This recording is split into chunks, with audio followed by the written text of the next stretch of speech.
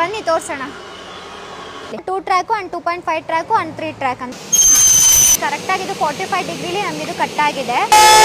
ನೀರು ಇಲ್ಲಿ ಏನ್ ಬೀಳುತ್ತಲ್ಲ ಇದು ನಮ್ಗೆ ಇಲ್ಲಿ ಔಟ್ಲೆಟ್ ಅಲ್ಲಿ ಈಚೆ ಹೋಗುತ್ತಿಲ್ಲ. ಸೊ ಇವಾಗ ನೋಡಿ ಇದ್ರೊಳಗಡೆ ನಾನು ಹಾಕ್ತಾ ಇದ್ದೀನಿ. ಹೀಟ್ ಮಾಡಿ ಜಾಯಿಂಟ್ ಎಲ್ಲ ಕನೆಕ್ಟ್ ಆಗುತ್ತೆ. ಇದು 6 mm ಹೀಲ್ ಅಲ್ಲಿ ಹೀಲ್ ಆಗುತ್ತೆ. ಇದು ನೋಡಿ ಇವಾಗ ನೀವೇನೆ ಇಲ್ಲಿ ಸೀಮ್ಲೆಸ್ ವೆಲ್ಡಿಂಗ್ ಮಿಷಿನ್ ಅಲ್ಲಿ ಮಾಡೋದ್ರಿಂದ ಎಷ್ಟು ನೀಟಾಗಿ ಕ್ಲಿಯರ್ ಕಟ್ ಆಗಿ ಇದು ಫಿನಿಶಿಂಗ್ ಬಂದಿದೆ ಅಂತ. ಲೈನ್ ಕೂಡ ಬಂದಿಲ್ಲ.